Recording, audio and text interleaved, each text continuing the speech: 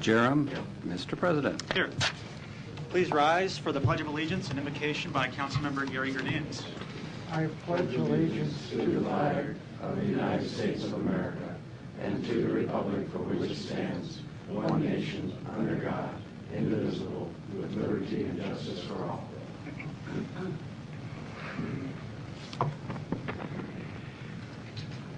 Lord, endow us with thy Spirit that we may be fair and just to all as we begin our earthly work. We also ask that you provide the medical team that is caring over our injured firefighter wisdom and knowledge and all the procedures that grant him a speedy recovery. And we also ask that you provide the strength to those who have lost loved ones through the act of violence, not only here locally, but across this country and our great world. We ask it in thy name. Amen. City Clerk certifies publication on daily records on June 28th, Northbrook Creek Council and regular City Council meeting July 2nd, 2013. A current copy of the Open Meetings Act is posted in a white binder on the east wall of the legislative chambers. Good afternoon and welcome to the Omaha City Council. This meeting is conducted in public and by law may only address the topics listed on the published agenda. The council will hear testimony but will not engage in debate of issues with the public at this meeting. During testimony, it's not appropriate to applaud or convey disapproval. These actions only detract from the formal decorum of the meeting. At this time, please turn off or mute any electronic device. Zoning ordinance on final reading, Planning Board attachments. We'll take items 5 and 6 in one case. 5 is ordinance to approve an amendment to the future land use element of the master plan to expand the mixed use limits of the Exarban Mixed Use Center from 233 acres to a total of 347 acres for the property located southwest of 63rd Street and West Center Road. A, Planning Board, Planning Department recommend approval. 6 is resolution of preliminary plat entitled UNO Nebraska Village located southwest of 64th Avenue and West Center Road on attached conditions hereby accepted and preparation of final plat is hereby authorized. A, Planning Board and Planning Department recommend approval. And B is the communications. Public hearing on items number 5 and 6 is continued today. Proponents, Mr. Jobin. Thank you, Mr. President. Members of the Council, Larry Jobin, 11440 West Center Road, appearing on behalf of the University of Nebraska. With me today from the university is Chancellor John Christensen of UNO, as well as Trev Alberts, the athletic director for UNO. I also have Bruce Carpenter and Matt Tondel of HDR. They're the consulting engineers and architects on this particular project, and also Lance Vertruba and Zach Wiegert of S2W, who are the project developers of this proposed arena.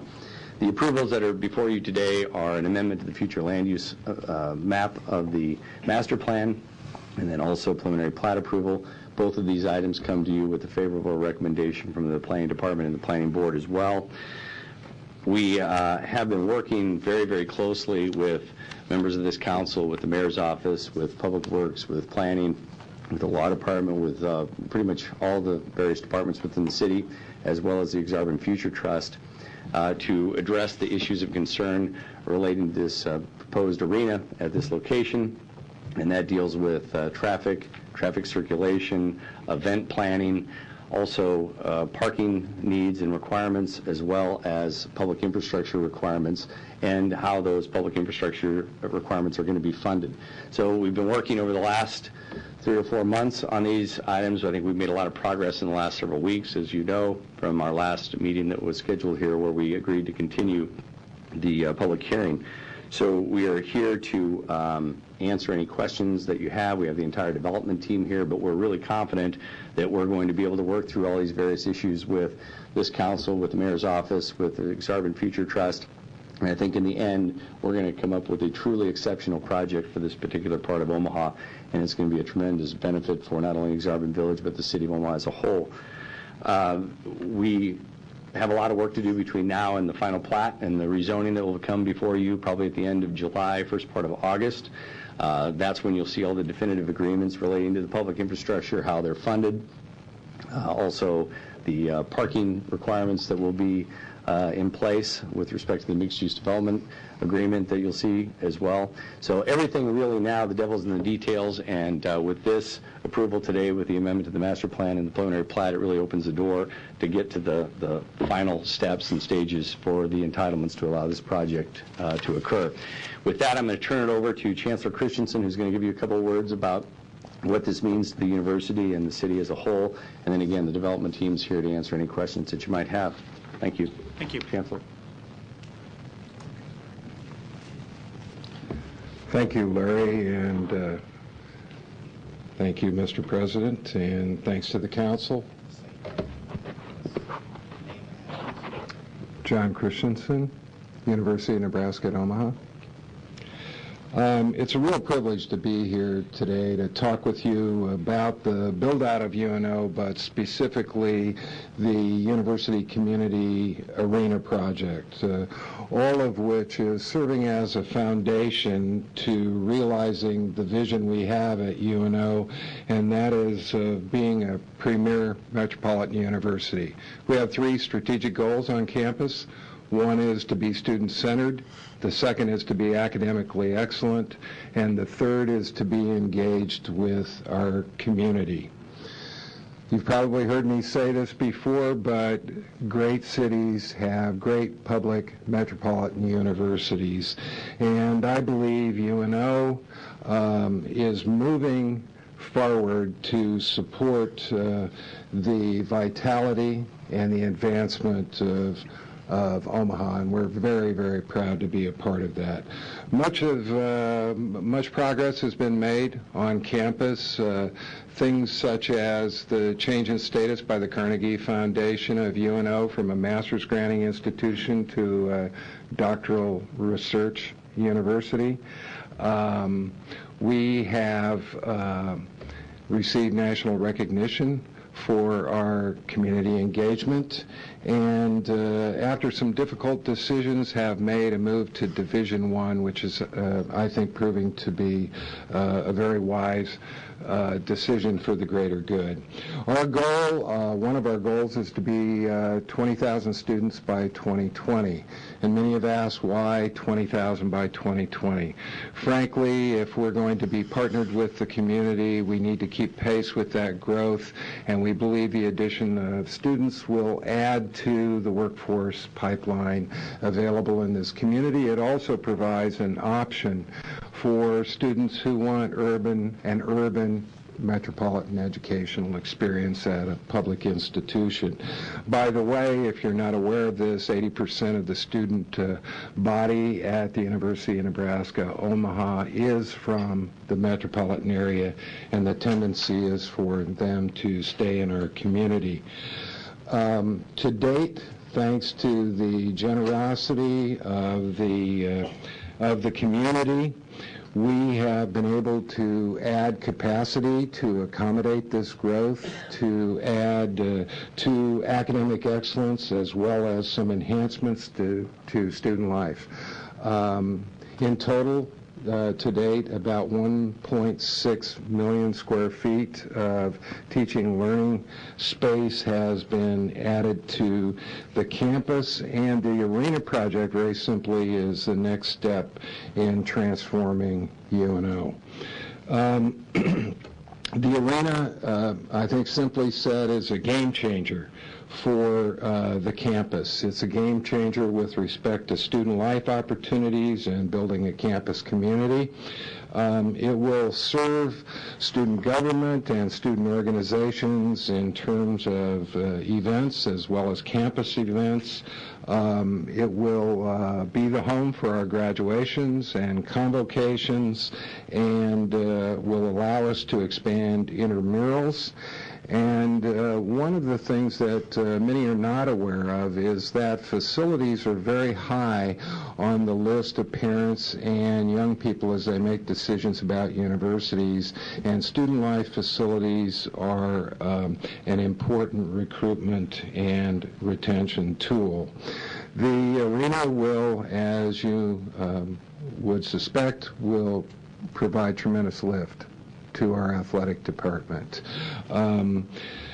I'm not aware of another major metropolitan university that does not have a home for athletics, so this will provide a home for athletics at UNO. In addition to that, with hockey being our Husker football, if you will, we are going to be able to add financial stability to the athletic department. Currently, hockey provides about 94% of the revenue. This is going to allow us to provide a lift in that regard. It's also going to allow us better facilities for camps, community-based camps, for tournaments and the like. And something that doesn't get talked about a lot is there are a number of young people, both student athletes as well as students in general, who want a college experience at a Division I school. And we think that this is going to provide an opportunity for young people in Omaha and in the region to have that option at UNO. Finally, and perhaps most importantly, to our campus, the hallmark is engagement for us. There is, I think, tremendous community benefit here.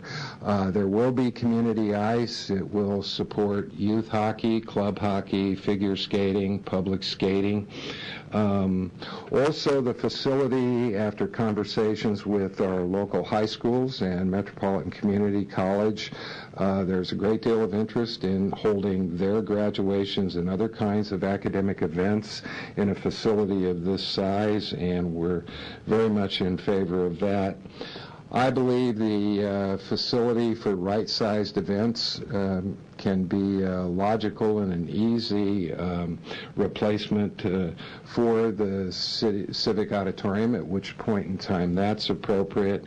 And it was said in the newspaper well, but there will be a considerable economic impact to the community, and I think a lift to Exarban Village.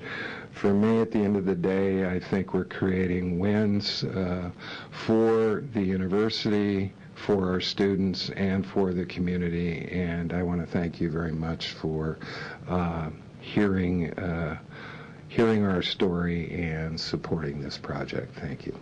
Thank you. Other proponents? Cassie Seagren, City of Omaha Mayor's Office, Deputy Chief of Staff for Economic Development, and I'm here to answer any questions that you may have. Thanks. Are there other proponents that want to speak today? Seeing none, are there any opponents? Seeing none, public hearings closed. Mr. Jerem.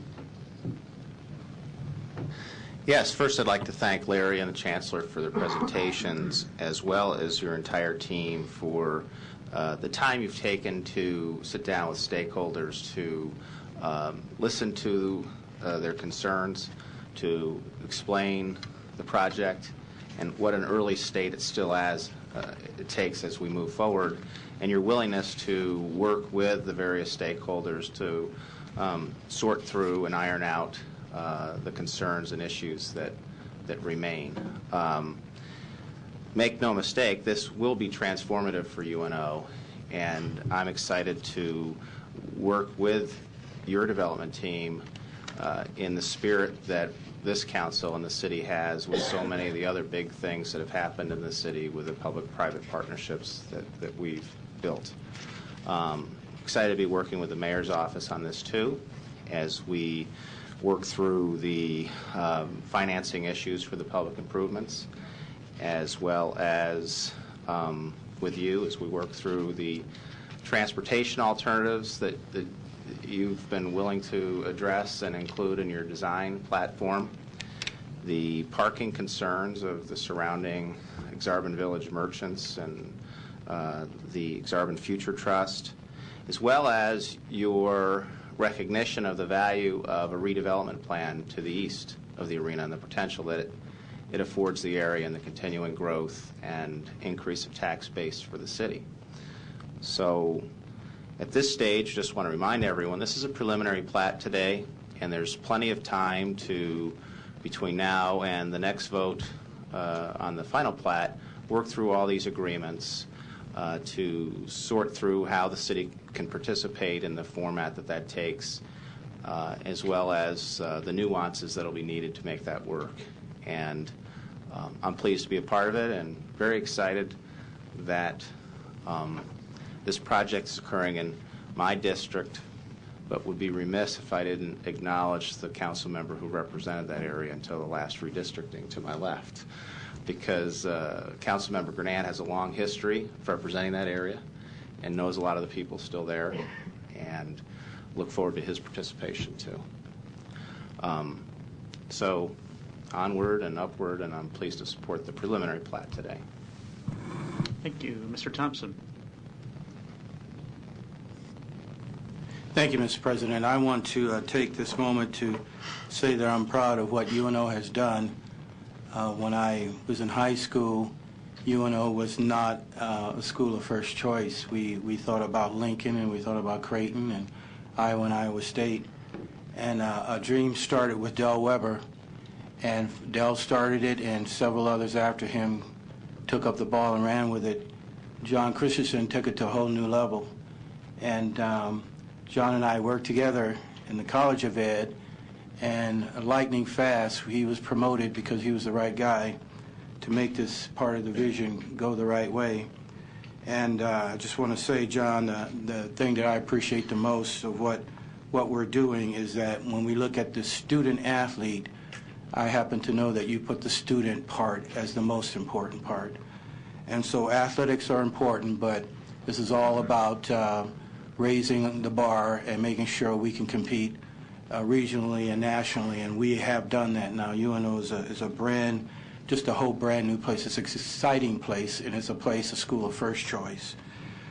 Thank you for your leadership. I'd like to, if I could, ask Trev Alberts to come up, if you don't mind, Trev. Sure. You have to identify yourself. Okay. Trev Alberts, University of Nebraska, Omaha Athletics. Currently, I think we farm out our team for hockey and basketball to participate in Ralston. Is that correct? The men's basketball program participates at Ralston. Hockey's down at the CenturyLink. Okay, but with this particular setup, we can balance our budget better by not having to pay that bill, but going to our own facility. Is that correct? Certainly the rentals expense is no longer there when you have your own facility, but it's also beyond just the rental expense, Councilman. Really what it comes down to is access to additional revenue. It's an ability to leverage profitability in the one sport, frankly, that we drive it, and that's men's hockey. So it opens up additional incremental corporate sponsorship revenue, ticket revenue, all of those things that we currently don't participate in. Those would now become a reality based on a facility on or near campus.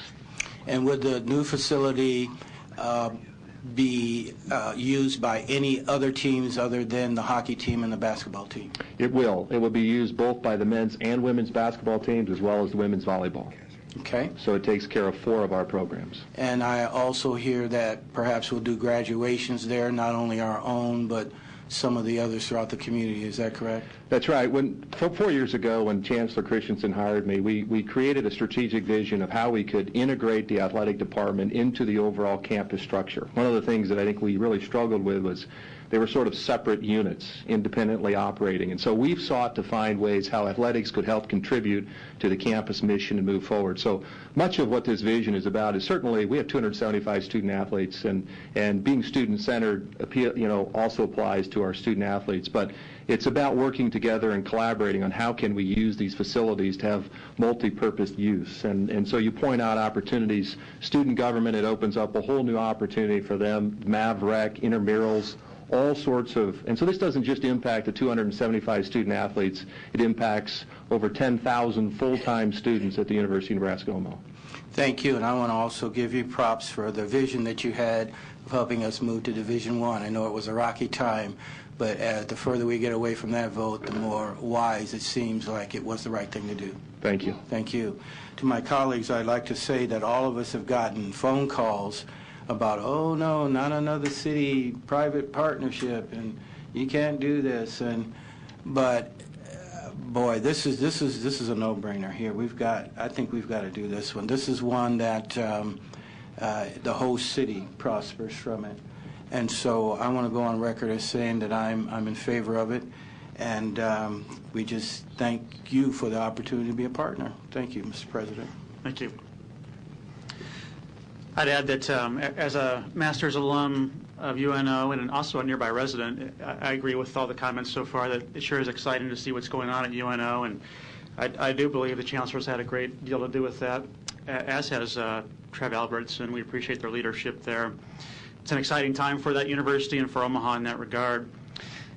And has been referred to in the presentation, there's lots of different interests involved in this project, so complicated in that regard, but also positive in that regard, that it takes partnerships like this to get a big project done. And we know you're working hard to keep all those interests in the loop and together, and that's important too. I understand the significance of the university system too. We had some notes from President of the University, J.B. Milliken, expressing his viewpoint that this is one of the top priorities for the whole university system. And that's a big comment to be making as it applies to Omaha and to UNO as well as the public use that's been envisioned as the Chancellor described, which I think is also a benefit to everyone here. So it is a major development and one that involves private and public partnerships. There's a $35 million philanthropic contribution envisioned to this project, which is not insignificant either. So I think it is appropriate that the city participate as a partner when we talk about public infrastructure and the streets and things that are needed to help make this happen. And as Mr. Jobin indicated, this is just preliminary plat today, and we won't have really any more detailed decisions to make until this comes back, presumably in late July or August. But I did have one question from Ms. Segrin from the administration about the thought as to how the city would participate and when. And we've had a lot of conversations about this over the last week and a half, and we appreciate the ongoing work with the mayor and with you, and I know we'll get this figured out. But the one question I wanted to ask today in a general sense is that there's kind of a lot of different options we're looking at, but what I would like to know today is, are we looking at the ones that would not cause a tax increase and that would not cause a delay in any current projects that are currently planned in our capital improvement plan and that some of us have worked in our districts to make sure happen in the short term? Yeah, as we've all discussed in various opportunities, there are a lot of different potential options for this, but it is what we will do to not increase taxes to participate, and we will not deviate from the CIP as it currently stands to participate in this project. Could you give your name again, please? Kathy Segrin, City of Omaha, Mayor's Office. Great, thank you, and thank you for that response. That's all I had today. Mr. Gannett. Thank you, Mr. President. I, too, an alum back in the 70s at UNO, have some fond memories there when they used to have the portable classrooms. And teachers used to even be able to bring animals as therapy to class, the four-legged kind.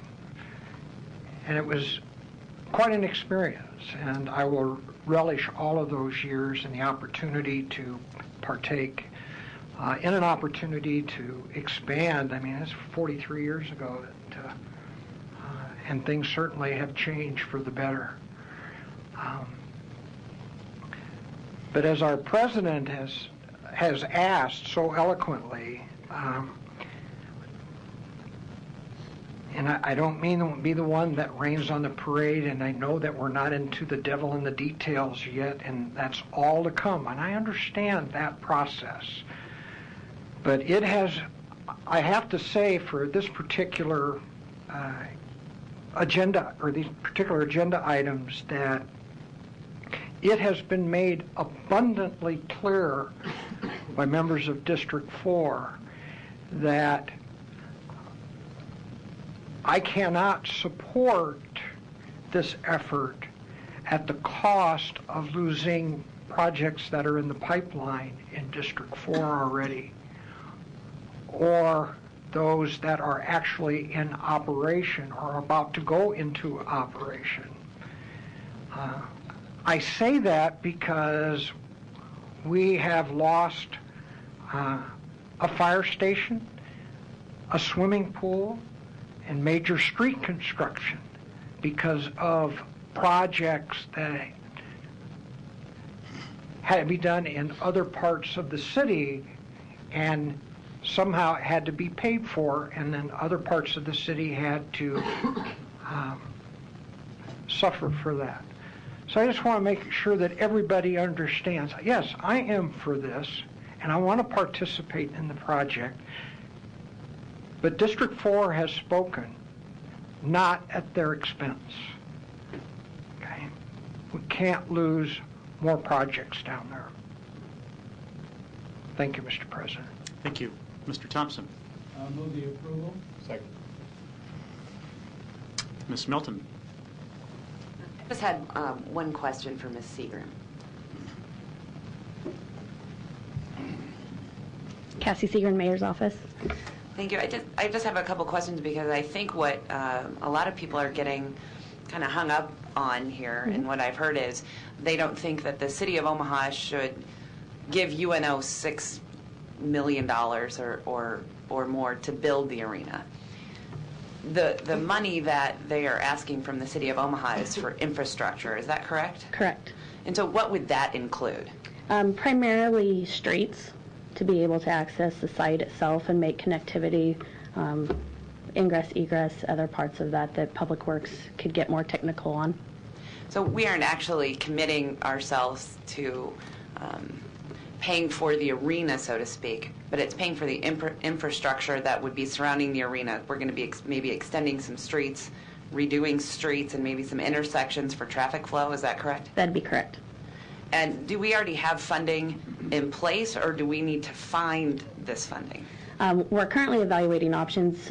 We had looked at various, as we previously mentioned, projects that were listed in the CIP. That's not an option because we do need to make sure that those projects move forward. There's a couple of different things in play that we're still evaluating, but whatever we do, it will not increase taxes and it will not deviate from the CIP. Okay. Thank you very much. You're welcome. Thank you. We have a motion and a second. Seeing one more light. Did you want to come up? Larry Jobin, 11440 Western Road, appearing on behalf of the university. I was just going to add to that. I think based upon the traffic study and what's been done, I think it'll show that the public improvements that the city is going to pay for really are of not only a benefit to the arena, but also to Exarban Village and the city as a whole with respect to Center Street and just the traffic generally. So I guess that's why the ask was there in the first place, is that this is really a collector street to 67th Street, for example. It's the one opportunity between 72nd and 60th Street to make a connection from Center Street to Grover, to get out onto the interstate, both at 72nd and 60th Street off Grover. So that's why the ask was there, and because this is more of a benefit to the city as a whole, in addition to the Exarban Village and the arena people. So that's what I wanted to add. Thank you. Good point. Thank you. And also one of the reasons I mentioned the TIF redevelopment, not only with the existing potential build-out in the final phase of the village for public improvements that could be included in the tax increment financing in the last phase, which would be north of the DLR headquarters, and the improvements that could contribute to 67th, particularly as you're trying to exit Exarban Village south to go either further south on 67th or west or east on Center, as well as the public improvement portion of the TIF if you redevelop east of the arena. That could help with infrastructure improvements there too, and that's why I use the word the nuances that are going to be involved with the financing of this. So that's kind of one more aspect. Thank you. See no further lights. Roll call. Milton? Yes. Pauls? Yes. Thompson? Yes. Gurnett? Yes. Gray? Yes. Jerem? Yes. Mr. President? Yes. It's passed 7-0. Items 7 through 9 are one case. 7 is ordinance to rezone property located southeast of 192nd and Spring Street from AG and R4 to R4 single-family residential district, high density. A, Planning Board and Planning Department recommend approval. 8 is resolution of the plat entitled West Bay West is hereby approved. A, Planning Board and Planning Department recommend approval.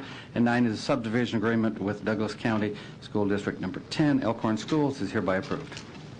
Public hearing on items number 7, 8, and 9 are today. Proponents? See none. Any opponents? Public hearing's closed. Move the approval. Second. Roll call. Milton. Pauls. Thompson. Yes. Gurnett. Gray. Yes. Jerem. Yes. Mr. President. Yes. Passed 7-0. Items 10 through 13 are one case. 10 is ordinance to rezone property located northeast 199th and K Street from AG to DR Development Reserve District. 11 is to rezone to R4 Single Family Residential District High Density. A, Planning Board and Planning Department recommend approval. 12 is resolution the plat entitled Canterbury South is hereby approved. A, Planning Board and Planning Department recommend approval. And 13 is subdivision agreement is hereby approved.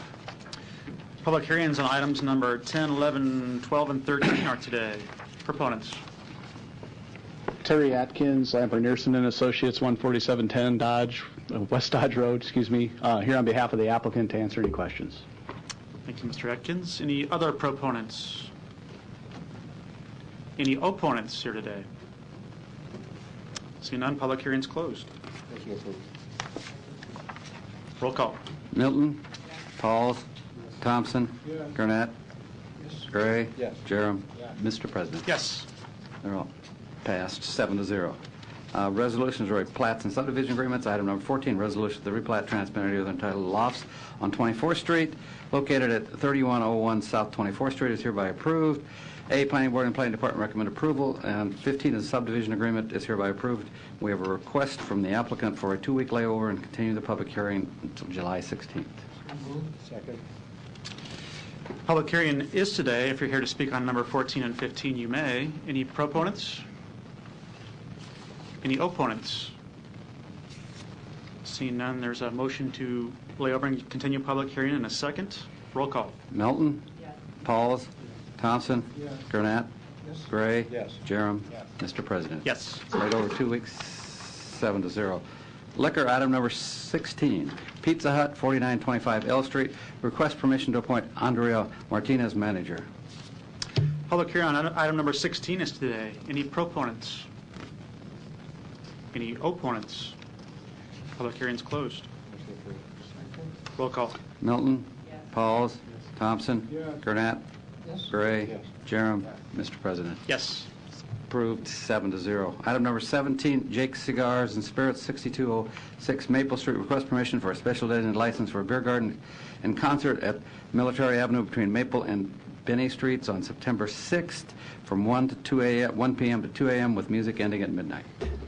Public hearing on item number 17 is today. Any proponents? Yes, Matt Biggins with Jake Cigars at 6206 Maple Street.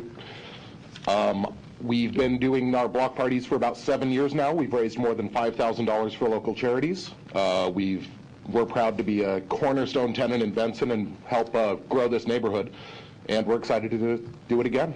And I'm here to answer any questions. Thanks, Matt. Any other proponents today? Any opponents? Public hearing's closed. Mr. Thompson.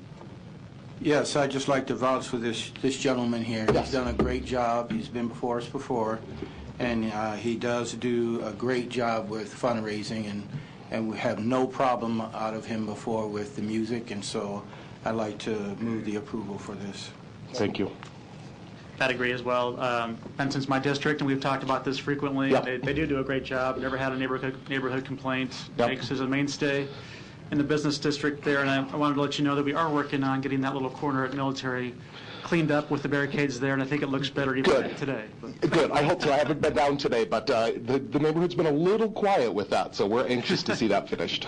But we're thrilled to see the improvements going into the neighborhood as well, and I thank everyone involved in that. Great. Thanks for being here. Absolutely. Roll call. Milton. Pauls. Thompson. Gurnett. Gray. Yes. Jerem. Mr. President. Yes. Approved 7-0. Item number Thank you. 18, September Fest Salute to Labor, 6910 Pacific Street. Request permission for a special designated license for beer garden at the CenturyLink Center, Omaha, on Lot D, August 30th, September 1st, 2nd. Music would end at midnight for each of them. Public hearing on item number 18 is today. Any proponents? Linda Moran, 6910 Pacific Street. Thank you. Any other proponents today? Any opponents? Public hearing's closed. Roll call. Milton. Pauls. Thompson. Gurnett. Yes. Gray? Yes. Jerem? Yes. Mr. President? Yes. Approved 7-0. Item number 19, O's at 1015 Farnham Street, request permission for a special license for a beer garden on July 27th from 5 p.m. to 2 a.m. Music would end at midnight. Alternate date is August 3rd. Public hearing is today on number 19. Proponents, please. Mr. Wang. Thank you. Lance Wang, 1211 Howard Street. First off, I want to say this would be our second event. I'd like to thank the council for having faith in us, and we had 1,200 people show up. So it was a very successful event. We didn't have one issue with having to call the police in for anything. We've also talked to the other businesses. They also got a lot of push after we did end the music that evening, and the other bar owners did get busy. The one thing they did feel was amidst these isolated instances of having these large crowds that have become an issue, they have felt that as we bring the West Omaha crowd down, it feels a little bit safer and there's a little more diversity in these crowds. However, that's not a solution. We do feel that as we did everything correctly and we had everything in place and we had a successful event, and I want to answer any questions or concerns that we have about the recent happenings in the old market in that area. Thank you. Any other proponents today? Seeing none, any opponents? Public hearing is closed. Mr. Jerem. Yes. The fact, Lance, that when you had your last event, there were a number of noise complaints to the police about the loudness of the music, and as well as the vibration that it caused in terms of the buildings surrounding it. And so to say that it went off without a hitch, I don't think is exactly the picture that I heard. I wasn't aware, because we had officers. I had 5 officers that we paid to have there, and I was in constant communication with them. They didn't tell me of any noise complaints, and if I was aware of any of those, we definitely would have turned those down. After the fact, I did speak with Buster, and he's like, we had a noise complaint, and I didn't know of anything that evening. Or until a couple days ago when I came to pull out the second one. Well, he got them at his house. I got them at my house. I think his came later in the evening than mine came. All right. But and then after the fact, in researching it, the police who were assigned to that 11th and Farnham area had reported numerous noise complaints similar to the kind that the clerk got and I received. But more important than that is there are other issues going on at 11th and Farnham. And the police are expending an inordinate amount of resources right now trying to ascertain the cause of those as well as the eradication of those problems so that we can preserve the safety and security for the old market and the success of the businesses down there, as well as the people who visit that area.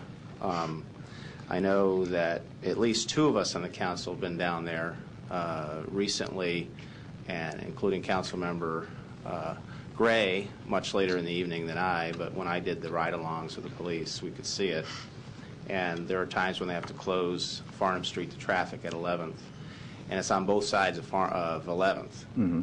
So in asking the police precinct captain what she thought about this application, she thought it best in this peak summer time with the number of incidents that we've had and the number of police who are being deployed there, which I don't know if you know about it, but any precinct has about 20 officers on shift, on duty per shift. And if there's about 20 down there, that means that that area is consuming what would be the equivalent of one entire precinct shift deployment. What's happening is that they're coming from other precincts. So I'm not asking you questions at this point. The public hearing's closed. If I have a question, I'll ask you.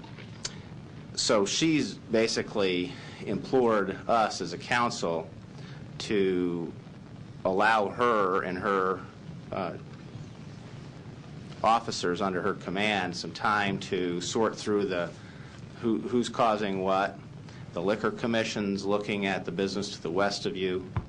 The police are, dotting the I's and crossing the T's on the reports that are associated with that establishment. And so she's saying until we sort through that, she feels it's in the best interest of that area of the city and the safety and security of people going there as well as the deployment of her resources and officers, as well as the businesses that are down there, that we just hold off at that particular area on SDLs for a little while. And that'll allow the process to sort through on exactly what contributing factors there are and what's contributing to the problems. Because there have been problems that have been on the news. We've heard about them even off the news. And so another captain of the police department, Captain Kyle, pre-council today said, it's really extraordinary to have a precinct captain ask for that help, but if they do, he basically said it was his belief that we should help her, help the old market. So it's not so much based upon you or directed at you. I just think it's the timing of the circumstances that are going on there right now. They're begging us just to, hey, hold off for a while. And I think we should help them. So that for that reason, at this time, at this location, I don't think it's in the best interest to grant your SDL request. So not saying you can't come back in the future, just for now, until we can sort through some things. That's what the police are asking for, and I'd like to support them in their efforts. Okay. So. Thank you. Mr. Thompson. You could stay there. I have never not supported you.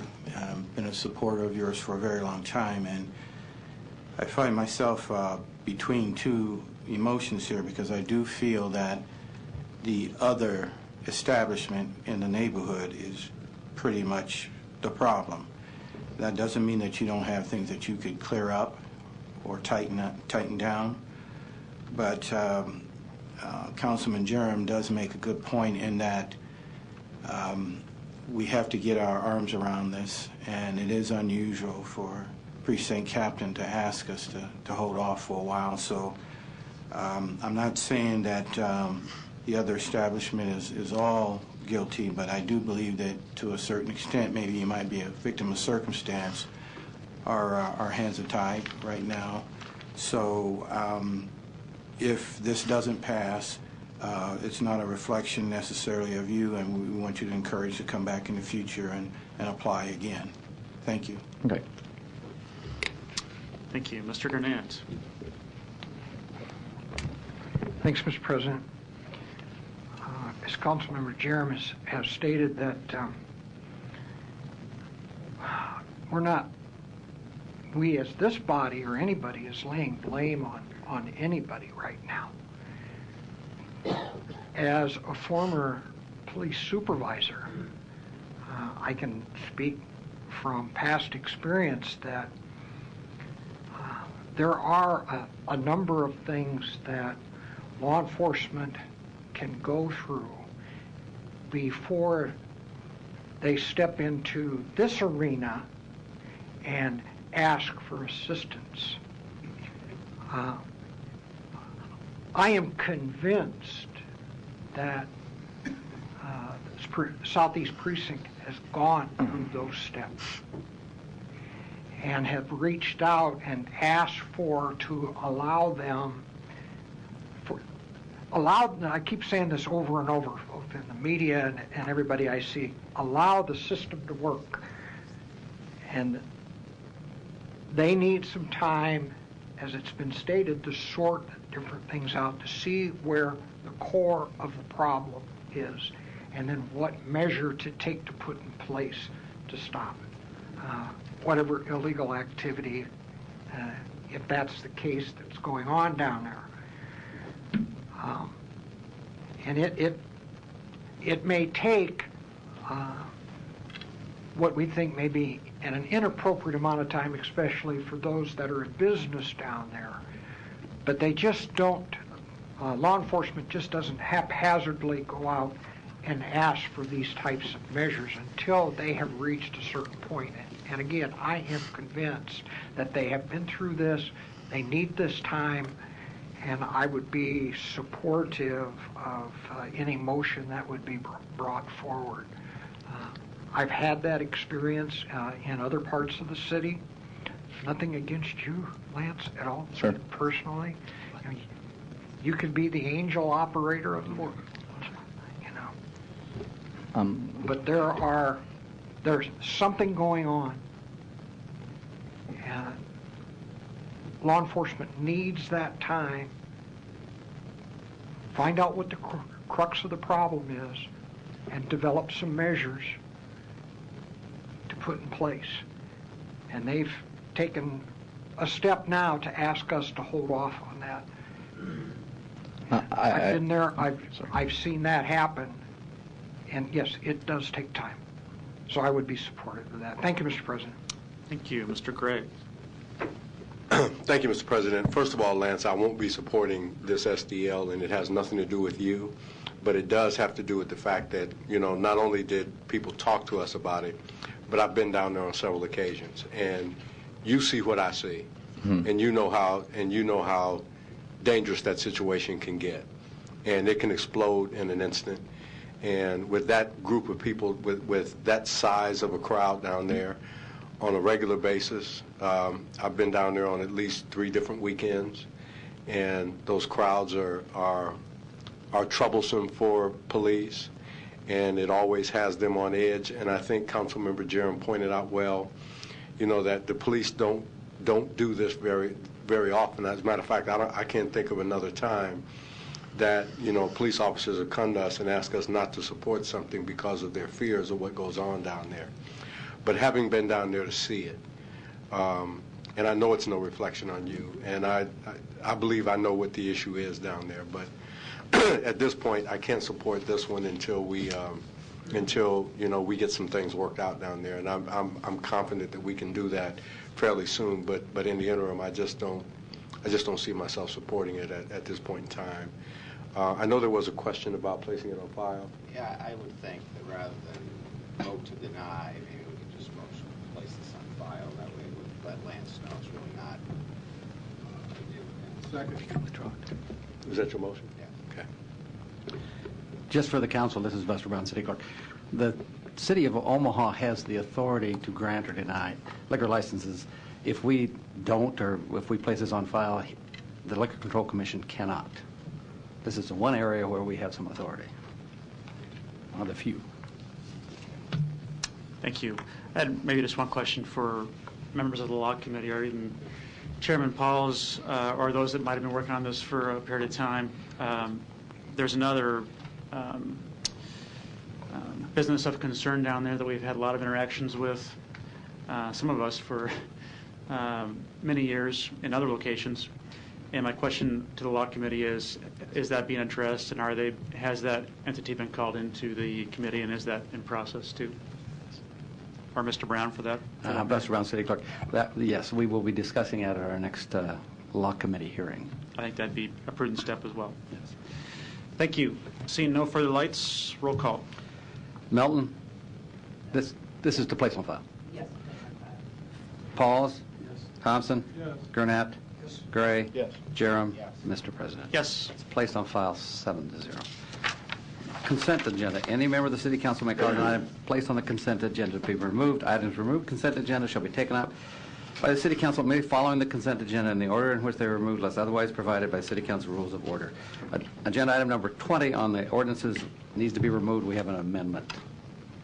So we'll do items 21 through 23 first, Yes. and those public hearings were held on June 25th. Motion approved. Roll call. Milton? Pauls? Thompson? Yes. Gurnett? Yes. Gray? Yes. Jerem? Mr. President? Yes. They're all passed 7-0. Now, item 20, ordinance to approve a redevelopment tax and financing loan agreement between the city and JMJ Partners at 3924 Farnham Street. We have an amendment. And all it does is change one number, which is incorrect. So public hearing on item number 20 is today. Are there any? Sorry, we've already had the public hearing. On number 20? Yeah. Okay. Yeah, just move the amendment. Motion to approve the amendment. There's a motion and a second. No lights. Roll call. Milton? Pauls? Thompson? Yes. Gurnett? Gray? Yes. Jerem? Mr. President? Yes. As amended. Roll call. Milton? Pauls? Thompson? Yes. Gurnett? Gray? Yes. Jerem? Mr. President. Yes. Passed as amended, 7-0. The public hearings on agenda items number 24 through 31 are today. If you wish to address the City Council regarding these items, please come to the microphone, indicate the agenda item number you wish to address, identify yourself by your name, address, and who you represent, and if you are a proponent or an opponent. Seeing none, public hearing is closed. Roll call. Milton. Pauls. Thompson. Gurnett. Gray. Jerem. Mr. President. Yes. 24 through 31 are adopted, 7-0. Ordinance on final reading, item number 32, special ordinance laying a special tax for condemned buildings, route number 2013-1. We have an amendment. Public hearing was held on June 25th. Move the amendment. Roll call. Milton. Pauls. Thompson. Gurnett. Gray. Jerem. Mr. President. Yes. As amended. Roll call. Milton. Pauls. Thompson. Gurnett. Gray. Jerem. Mr. President. Yes. Passed as amended, 7-0. Ordinance on second reading. Item number 3, ordinance to amend section 41-2. The public hearing will be held on the third reading on July 16th, 2013, pursuant to City Council Rule 7H. Due to no meeting being held July 9th, the second reading and public hearing on agenda items number 34 through 5 shall be held on July 16th. Motion adjourned. Second. Roll call. Milton. Pauls. Thompson. Gurnett. Gray. Jerem. Mr. President. Yes. Thank you.